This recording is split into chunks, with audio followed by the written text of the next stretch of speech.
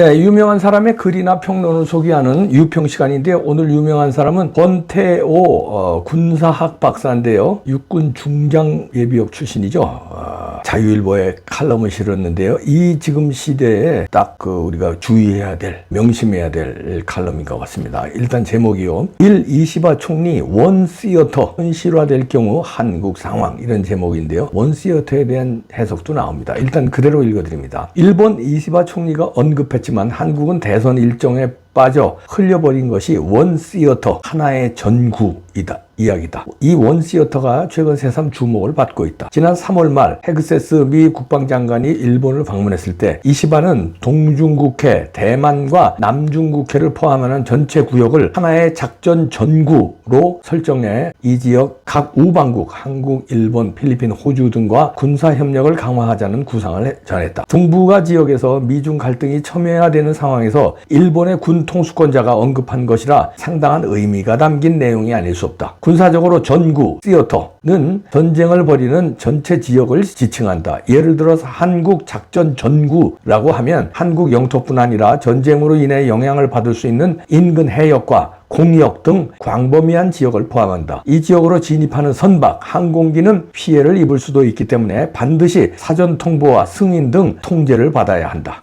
전구의 하위 개념으로 전역, 캠페인이 있다. 전구 내에서 특정 작전이 벌어지는 지역을 말한다. 예를 들어 상륙작전 전역 같은 것이 이에 해당한다. 이 전역 내에서 여러 부대의 작전이 실시되는 작전 지역, 오퍼레이션 에리아가 있다. 작전 지역을 점이라고 본다면 전역은 선이 되고 전구는 면이 되는 것이다. 이시바가 말한 하나의 전구란 이렇게 광범위한 지역을 총괄하는 개념이다. 전략적으로는 중국의 남태평양과 서태평양 진출을 차단하고 전술적으로는 대만에 대한 공격을 억제하기 위한 방편을 말한 것으로 보인다. 이 구상은 오랫동안 한미일 군사협력을 통해 중국의 군사적 위협에 공동 대응하기를 희망해온 미국의 속내를 대변해 준 것이기에 단순한 일본 측 아이디어로만 볼 수 없는 중요한 제안이다. 이 구상이 실현될 경우 한국은 다음과 같은 상황에 직면하게 될 것이다. 먼저 주한미군 위상 변화가 불가피할 것이다. 주한미군은 트럼프가 이미 여러 차례 언급했지만 더 이상 한국 방어만을 위한 고정자산이 아님을 우리는 받아들여야 한다. 가까이 있는 대만, 멀리는 필리핀까지 임무 지역이 확대됐고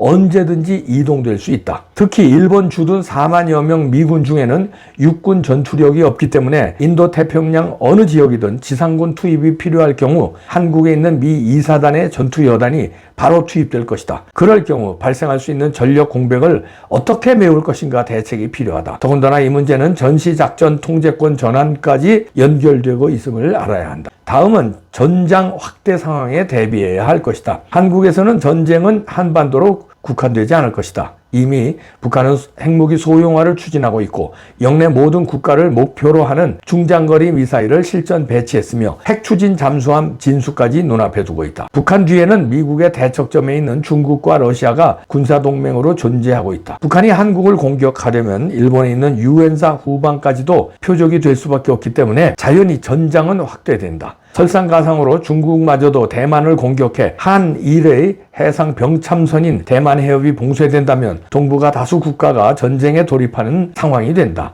현실적으로 한미일 그리고 대만이 함께 대응해야 할 상황이 아닐 수 없다. 신속히 연합작전 체제를 구축하고 군사협력을 강화해야만 한다. 진행 중인 러우 전쟁, 이스라엘 이란 전쟁 등 현대 전장은 결코 단일 국가의 전쟁이 아니다. 그래서 이시바의 하나의 전구는 결코 가벼운 말이 아님을 알아야 한다. 자, 이렇게 권태호 박사는 예비역 육군 중장이면서 군사학 박사이기 때문에 실전과 이론을 겸비한 사람이라고 볼 수 있습니다. 원시어터, 하나의 전구, 전쟁의 하나의 구역, 뭐 이런 얘기죠. 원시어터. 근데 원시어터가 이제 한미를 중심으로 대만, 필리핀, 호주까지 원시어터 이 개념은 미국에서 이미 제1도련선, 제2도련선 하면서 그 구역을 정해놨었는데 일본의 국군 통수권자인 이시바 총리가 이거를 얘기했다는 데 대해서 우리는 의미를 가져야 되죠. 이시바 총리 일본에서도요, 자위대에 대해서 반대하는 국민들이 그래도 상당 부분 가지고 있습니다. 일본, 왜냐하면 전쟁에 대한 그 트라우마가 있기 때문에 일본 국민들은 얻어맞은 비극이 있지 않습니까? 나가사키, 히로시마에 원자 폭탄을 얻어맞아서 그래서 많은 사람이 죽었고 많은 사람이 그 원자탄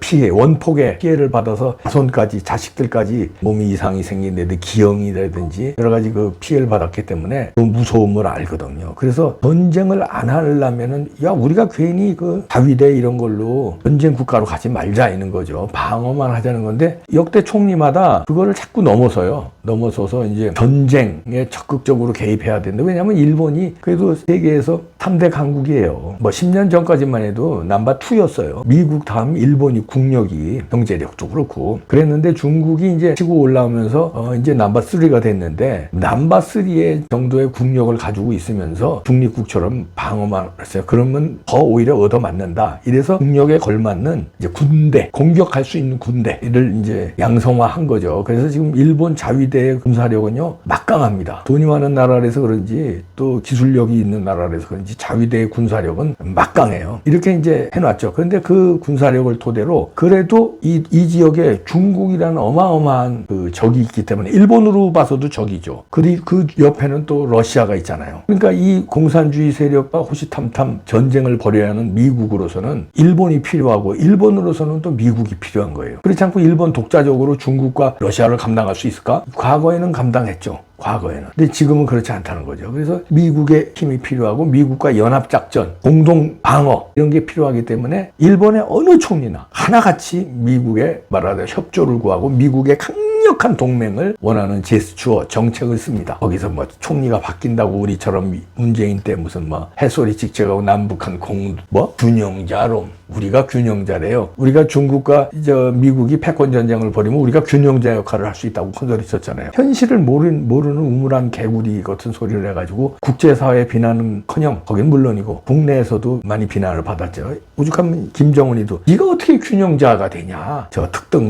저거 삶은 소대가 김정은이한테도 멸시당했잖아요. 딸랑만 됐지. 자, 그런데 지금 이재명이가 지금 그럴 판이잖아요. 왜냐면 이 원시어터 하나의 전구조 전쟁 구역 이 하나의 큰 구역을 공동 방어 미국 중심으로 미국, 일본, 한국, 호주, 필리핀, 대만 이게 하나의 전구가 돼야 돼서 중국과 러시아, 북한을 막아야 되는데 여기 지금 왜 이 말이 다시 나오냐면요. 그만큼 하나의 구역이 중요하다는 거예요. 이 구역은 공동전선이라는 건 뭡니까? 총알, 미사일, 해안, 전폭기 이런 것도 다 공동 작전을 구사하지만 정보입니다. 정보. 전쟁은 정보전이거든요. 특히 최근에는 이번에 이스라엘하고 이란하고 전쟁하는 거 보세요. 정보전에 의해서 상대 국방의 넘버1, 넘버2를 제거하고 핵과학자를 제거하고 이러잖아요. 자다가 폭격 맞아 죽어요. 정확히 그 사람이 어디 있는지 어디로 피신했는지 정확히 알아요. 이런데 우리나라하고 정보를 교환할 수 있겠느냐 이거예요. 이 원시어터 안에 미국과 일본은 찰석궁합이죠. 일본이 지금까지 총리가 바뀌어도 그것만큼은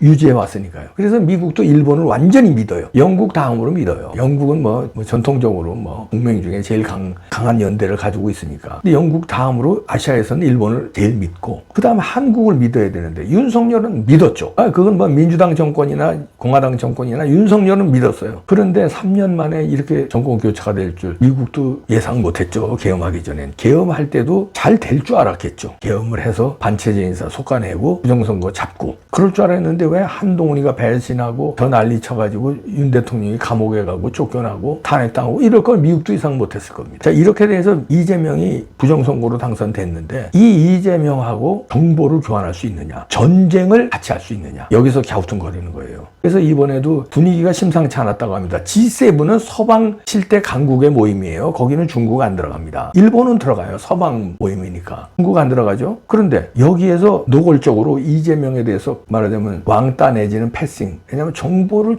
우리 G7하고 같이 이게 놀아도 되는 사람이야? 이 이번에 초청국이 된 거는 벌써 이런 행사는요, 국제적인 행사는 벌써 1년 전부터 기획해서 이게 초청장 보내고 그다음에 누가 오고 VIP 동선 어떻게 하고 이걸 짜잖아요. 이재명이 대통령 되기 훨씬 전부터 이게 우리나라의 대통령 국가원수를 부른다는 게 짜진 거예요. 그런데 이렇게 될 줄 몰랐지 1년 전에는. 그래서 할 수 없이 그렇다고 이재명 대통령 됐으니까 너 오지 마. 이렇게 할 수도 없는 일 아니에요. 국제 행사는 미리 다 스케줄이 짜져 있는데 그러니까 할 수 없이 오긴 왔어. 그런데 이제 스킨십이라든가 아니면 정보 공유라든가 이런 걸 하기가 꺼리는 거지. 그러니까 형식적으로 트럼프는 나 일이 바빠서 난 먼저 갈게. 한미 정상회담이 예약은 돼 있었대요. 근데 안 하고 국내 정세 뭐 국제적으로 좀 어려운 거 처리해야 된다고 그러고 도망갔잖아요. 왜 그럴까요? 정보를 공유하기가 위험한 거예요. 전장은커녕 이 전장에서 정보도 공유하고 육해 공군을 다 공유해야 되는데 이런 나라가 된 겁니다. 그러면 미국으로 봐서도 상당히 골치 아픈 게 지금 이재명이 대통령 된 거예요. 일본으로 봐서도 상당히 골치 아픈 거고. 그러니까 이 에리아 시어터에서 보면은 우리를 상당히 경계하지 않을까. 그런데 반대로 중국의 입장에서는 상대의 시어터를 부시는 역할을 누가 해? 이재명 해준 거예요. 상대의 시어터가 원팀으로 똘똘 뭉치면 자기들이 버거운 거예요. 중국이나 러시아 입장에서는 버거운데 저 원팀에 원 시어터에 한국이 저기 어긋장이 되고 왕따 당하고 그러니까 이게 균열이 생기잖아요. 동북아에서. 그러니까 중국 입장에서는 CSA죠. 이거를 노리고 부정선거로 이재명을 당선시키는 겁니다. 원 시어터를 균열을 가게끔. 그래서 이재명이 대통령 돼야 되는 거예요. 중국 입장에서는. 그러려면 어떻게 해야 돼? 부정선거를 해야 되는 거예요. 다 이게 국제정치하고도 연결되어 있는 겁니다. 간단한 게임이 아닌 거예요. 저는 그렇게 봅니다. 저는 그렇게 해석해요. 심각한 거라니까.